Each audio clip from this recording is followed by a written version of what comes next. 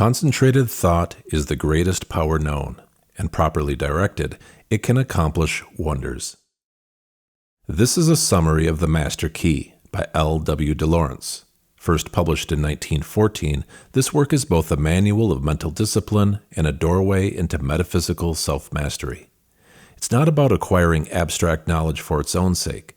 It's about learning to harness your own mental energy to change your life consciously and deliberately.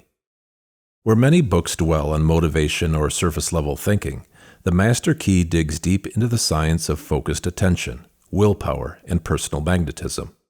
De Laurence presents a framework in which concentration becomes a spiritual force, a means not only for achieving practical goals, but also for unlocking the divine potential of the self.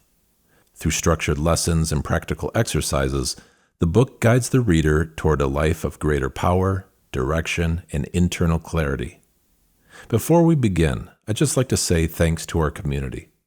The program is made possible by the generous support of our members on Patreon, direct contributions through YouTube and Buy Me a Coffee, and by subscribers like you. Thank you.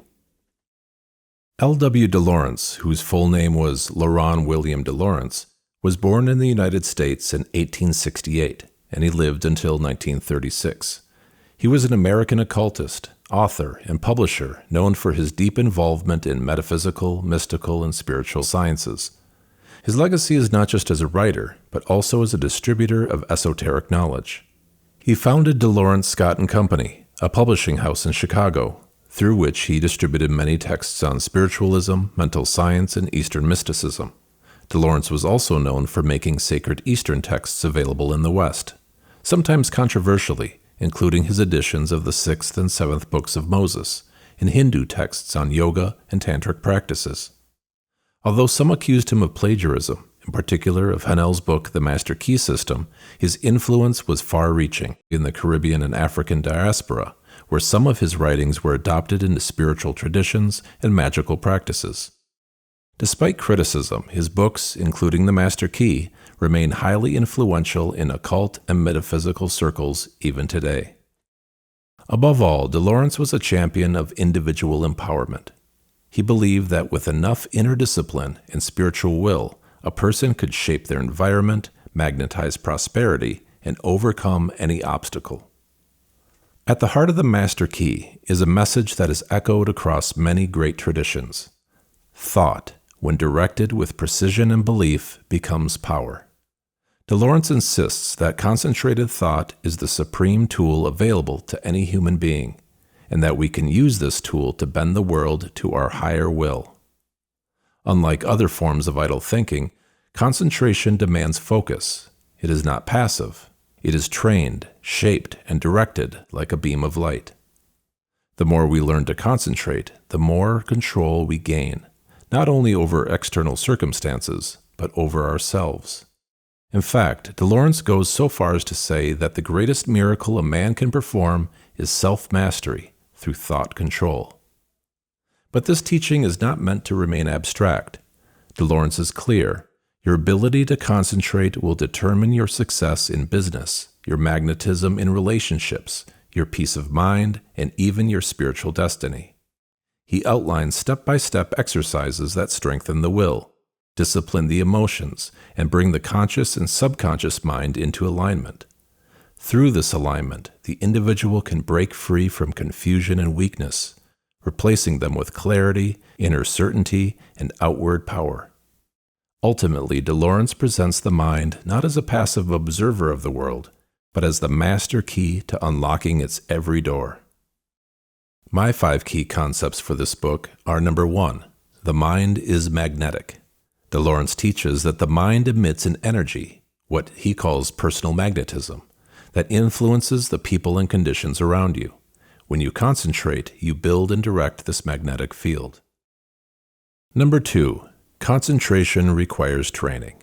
Just as a muscle must be trained to grow, so too must the mind be trained to hold focus.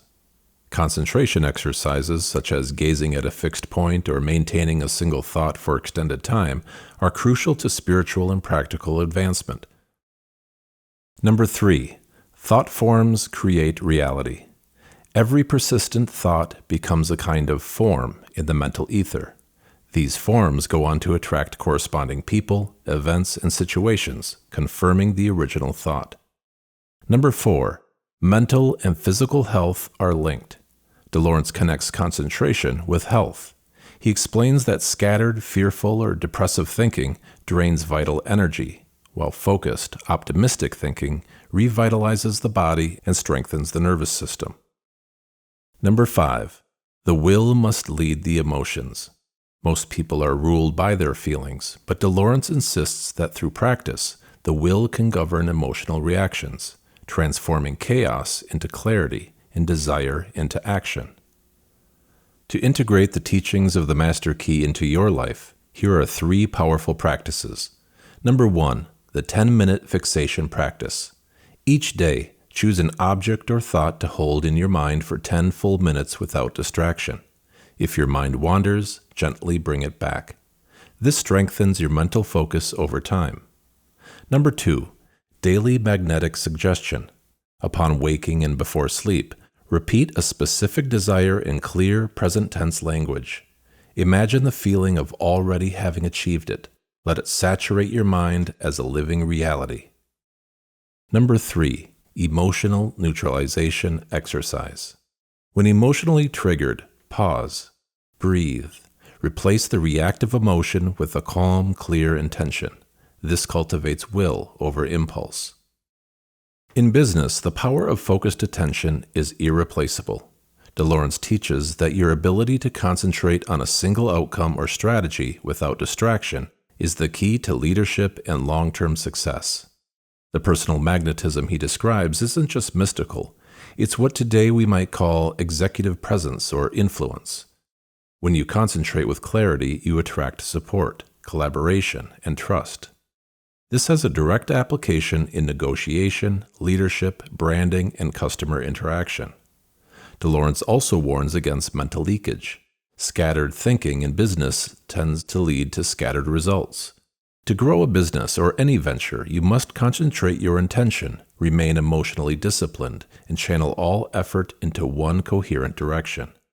In essence, his advice to entrepreneurs is this: discipline your mind and your business will follow. I also encourage you to pay close attention to the last chapter of the book, Chapter 37, Lesson 35, titled The Art of Getting Rich, Opportunity in a New Light, Reaping and Sowing. In closing, the Master Key is not just a book, it is a training manual for the mind. L.W. Laurence offers us a pathway out of scattered living and into intentional creation. His message is clear. The mind, when disciplined, becomes the master tool for shaping not just your experience, but your destiny.